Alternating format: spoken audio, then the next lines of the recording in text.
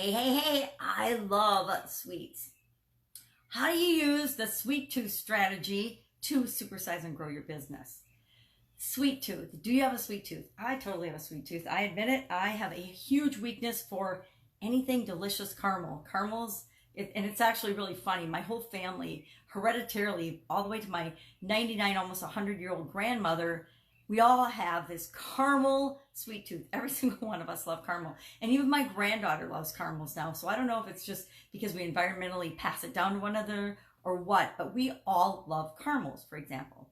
Now, sweet tooth, the belief of a sweet tooth, the discussion about a sweet tooth dates back to the mid-1500s when people believed that you had a sweet tooth, a sour tooth, or maybe they did a salty tooth, and that each of your teeth or different teeth were designated to have a certain desire for flavor. Now we know our teeth don't have a desire, but it was a way of people describing or discussing or I guess acknowledging that they had a craving for certain things. Now, sweet tooth back in the day in the 1500s meant sweet meat, sweet wine, sweet pastries. Now today it pretty much means you have a craving for sugary foods like cakes and pies and pastries and candy, things like that. It's interesting. Some people have really strong sweet tooth, like I do for caramel. Other people, like my son, my nephew, they have virtually no sweet tooth. The boys, for some reason, actually, all of the boys that we have in the family don't really have a sweet tooth. They don't like sweets, like in terms of pastries and candies and treats like that. That's really interesting. I just observed that. I just noticed that right now. The women, we all love caramel. The men, they don't seem to have such a sweet tooth. That's interesting. Now the ones that married into the family, of course, they have a sweet tooth, but our kids don't. Maybe it skips a generation. Wish it would have skipped mine, but it didn't. So, sweet tooth, where does this come from?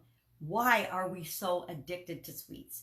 As a nation, at least I'm here in the United States talking about people in America, we have a huge dependence and reliance on sweets. It's almost impossible. I would say, as far as addictions go, we as a culture are more addicted to sweets, and sweets and sugar probably cause more health challenges and more damage than even the drug industry and drugs do in this country. And I'm sure people are freaking out right now as I say that, but I bet if we were to really look at the cost of health challenges from sugar, because it's in everything, that cost would be higher than the cost and the impact of drug abuse in this country. Now, okay, maybe I actually know that to be true. And I'm sure people are going to argue with me and say, oh, that's not true. But I'm going to say the sugar lobby has done a much better job convincing us and convincing industries and convincing manufacturers and lobbyists and politicians that sugar needs to be in absolutely everything. The sugar lobby has actually altered the food pyramid, right? The sugar industry altered the food pyramid.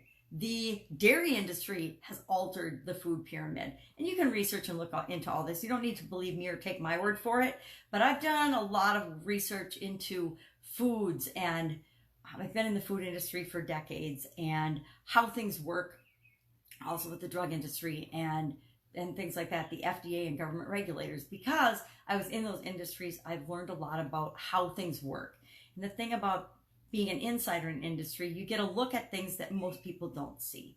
Well, whether we agree with it or not, sugar is an incredibly amazing example of how we get people addicted to our products and services.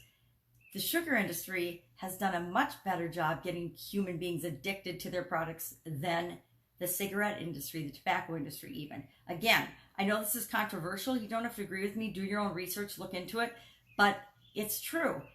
And we can criticize this, or we can say, what can we learn from this and use and apply to serving our own perfect prospects, serving our own customers? How can we serve them better? Now, I'm not thinking that we should get them addicted to a chemical that alters their brain or their physiology or their bodies, but what can we do to make them want and desire our products and services as much as, or because it benefits them so much that, and I would like to have us create ways that our products and services give and provide benefits to people more than just get them addicted.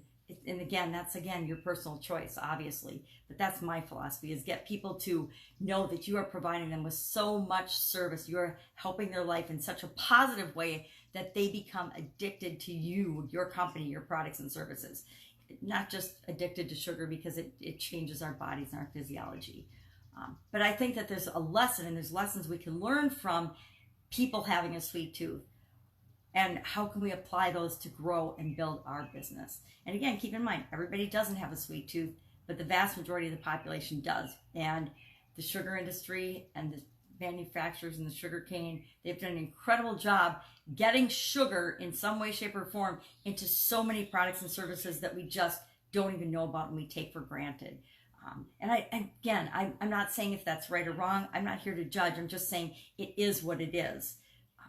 And how can you take the natural tendency of human beings in all areas and aspects of our life and incorporate those things that we crave as human beings into your products and services? Now, we crave a lot of things. We crave love. We crave attention. We crave certainty and uncertainty. We crave belonging. We crave significance and status. How can you build those things into your products and services so you can grow and supersize your business by making your product and service irresistible to the people that you serve?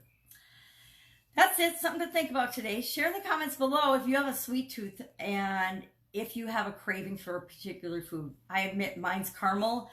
I like other sweets too, but caramel is just absolutely amazing as far as I'm concerned. And I consume, I'm sure, way too much of it per capita by myself to bring up the average of caramel consumption in the United States for sure. Go out, make it an awesome day. Think about your sweet tooth and about how other industries do things that you can learn from to apply to your business, because that's one of the quickest, easiest, fastest ways to grow and supersize your business. Take care. I will, of course, be with you tomorrow. Bye. I'm going to go have me a caramel.